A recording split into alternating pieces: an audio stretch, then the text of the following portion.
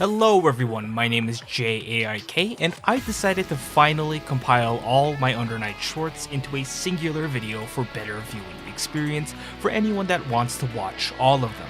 Now, I do want to note that I'm not a lore expert, so there were both minor and major mistakes that I made here and there.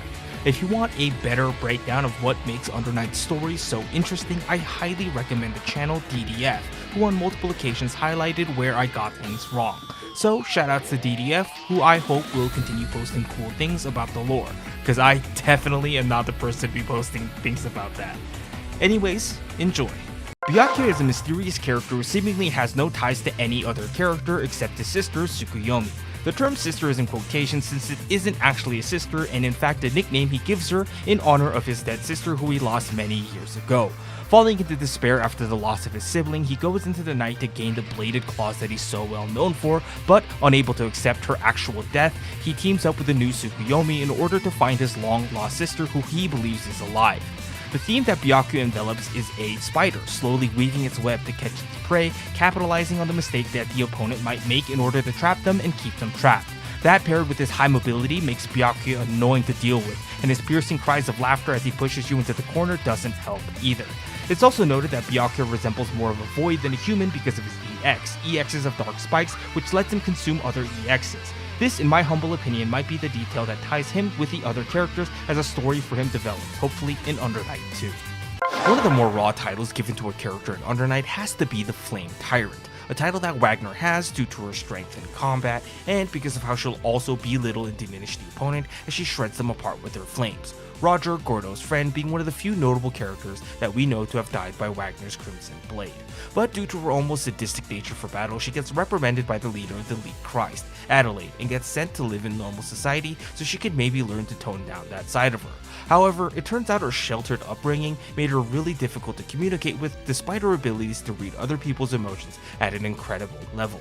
And despite not being able to go into combat, Wagner's edges are still sharp, and her cocky attitude of being one of Licht Kreise's best executors is shown in gameplay by giving her one of the best tool sets to ignore pressure at times, as well as having fantastic installs, though she has to give up Oki in order to set these up. But who cares, she considers herself one of the strongest, therefore you have to believe in their mentality as well, and go stomp on the fools that dare defy that thought.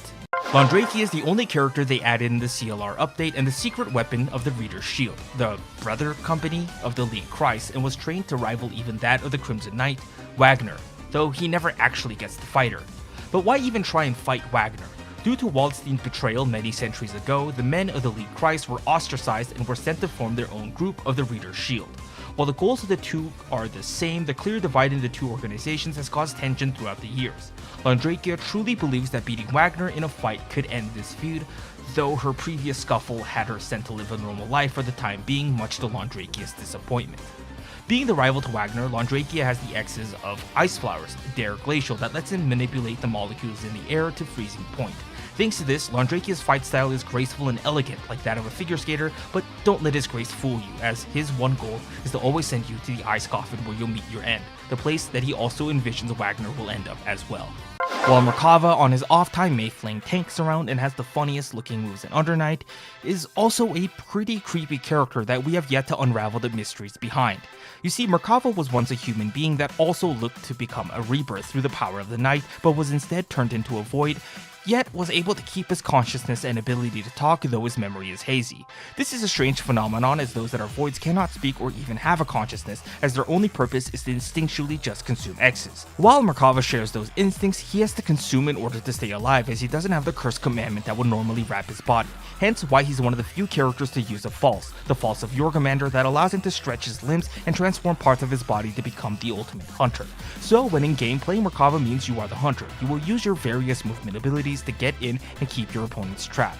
You almost toy with your opponents from a distance thanks to the elongated limbs that Merkava can control, and you almost get to choose when to go in for the final blow before you consume them of their X's. Vatista is a being that stood above time even before the creation of the Nightblade and the Licht Kreise, so I think it's fair to say that she's probably really important. Vatista is an automatic nerve, a man-made weapon created in ancient times to fight against the voids and to watch over the Hollow Knight. Her importance starts when one of her wings becomes that of the Insulator, the weapon that Kuon used to stop Waltzine's transformation to a void and the weapon that Hyde carries. But despite being the progenitor of the Insulator, she herself doesn't use X's, but rather a false, the false of binding restriction that stops the opponent from using their own abilities, hence why she has the frustrating mechanic of not being able to get counter-hitted. But besides the frustrating mechanic, Vatista herself is like that of a robot, hence why she's a charged character. You partition charge in order to shoot out orbs of energy, strong laser beams, and even a flash kick? Pair that with her excellent Oki and gems in order to snowball a singular hit into a ton of damage even without meter. And because of these facts, it's not hard to see why she's reigned as one of the best characters in Under Night for so long. The original boss character of Under Night, Hilda, is the leader of Amnesia, the first organization that Hyde seemingly comes into confrontation with. Hilda is an ambitious woman, focused and almost obsessed with becoming a rebirth, aka obtaining immortality in order to dominate her enemies. Because of this ambitious goal, it's not far off to say that she's a bit arrogant, a bit grandiose, and a bit vain about what she thinks of herself. She truly believes that she is above you all and will act accordingly. Despite these unlikable traits, Hilda seemingly has a good relationship with current and past members of Amnesia, even staying in contact with Gordeau after he left the organization. However, in-game, Hilda will use the arrogant side of her to get the upper hand against the opponents. Thanks to her ability Paradox, the X's of Light and Darkness, the entire goal of her gameplay is to zone the opponents out without a regard for their life. Using her ability to manipulate both light and darkness, you keep opponents guessing with the plenty of Oki options that you have, and the many 50-50s that she can seemingly set up for. Who cares about playing fair? Hilda is here for one thing, to become a rebirth. Chaos, the tactician of Amnesia, or known by the alias Bloody Chaos, is the residential puppet character of Under Night. While he himself isn't exactly fond of battle as he prefers to settle things through brain over brawn, Chaos himself is still no joke when it comes to combat. While he denies it, Chaos was once a violent youngster who has even defeated the Grim Reaper and close friend of Chaos, Gordeau, in a fight before, hence his title. And while Chaos has gone past that era of using brute strength to overcome his foes, his strength and agility can still be seen in gameplay today as he works alongside his Void and puppet Otzi who he controls through his book, The Codex of Disorder, Chaos Code. Therefore, Chaos works like any other puppet character that you might see in other fighting games, where he has to work alongside his puppet in order to open up the opponent for opportunities of attack. But what makes Chaos so special is that while he shares his weakness of being weak while alone, it doesn't mean he's totally incompetent, and that comes from smart maneuvering and tactical gameplay until Ozzy is ready to come back to battle. Maybe that's why I can't play Chaos, too much brain for how small IQ I am.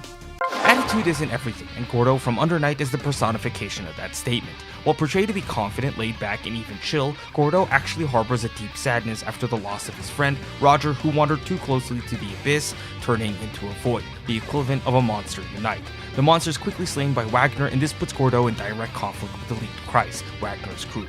But despite this, Gordeau continues to crack jokes and quips even with the enemies, and the confident attitude that he has can be shown in his gameplay by the way he carries himself in the fight, keeping one hand in his pocket. But like how attitude isn't everything, once the scythe comes out and the hand comes out of his pocket, showcasing his purple claws and the purple glowing eyes underneath his bangs, you see Gordeau for the ruthless fighter that he actually is. And with the rumors of Under Night 2 being around the corner, Gordeau's story is seemingly pushing him towards the final fight with the Crimson Knight in an act of trying to get some form of revenge for his friend, Roger, while also trying to stop Hilda before she goes too far and falls into the same fate that Roger also fell down into. Enkidu has that cliche martial artist story that I really like. You know, the whole master died at a young age, so in order to honor his master, he hones his strength, but his strength becomes too much for a normal human being, so he seeks strength beyond that of a normal human being, hence why he stumbles into the night type martial artist vibe. I love it. And his non-reliance on his exes is why Hilda seeks him out and recruits him to join Amnesia, promising him the opponents that he's looking for. And oh boy, does he find the opponents that he's looking for, as he was in the battle against the Byakuya where they saw Roger fall in battle. But thanks to Ogre's last request before his death, Enkidu saves the lives of not only Hilda and Gordeau, but also Byakuya members Strix and Zohar. In-game, Enkidu is a well-disciplined martial artist that can convert one hit into crazy good damage and even greater conversion to the corner. And because he isn't reliant on his X's, his combos tend to be pretty beginner-friendly, as if to say that you can rely on his years of practice as a martial artist to overcome his foes. And thanks to his unique Havoc mechanic, you have a character who's a force to be reckoned with. The Tsurugi trailer is dropped, and I'm kind of late as usual. But my excitement for this character is just the same as it was on the day of his trailer's release, and I got exactly what I wanted. In my new characters coming into Under Night video, I had mentioned how I would like for him to play like Mash from Melty Blood, and from the trailer, it looks to be that way. I was never great at Mash and Melty, but I always found her fun to play, especially since I'm a professional aimless button masher. So the fact that I get to do that in Under Night is going to be fun.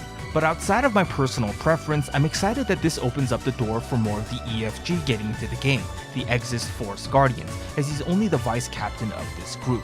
But because of how well done Tsurugi and Kaguya seem to be done, this only hypes me up for how cool Kuon, the big boss that Under Night seems to be setting up for, will be once the game comes out. Under Night 2 is just around the corner, and what better way to celebrate the sequel than by adding the real final boss, Kuon. Kuon is exciting, so exciting in fact that they changed Hilda's theme song name from Overwhelmed Despair to Relatively Despair, because a bigger and better boss has finally made it into the game. And even in the trailer, you can really feel how powerful this guy is.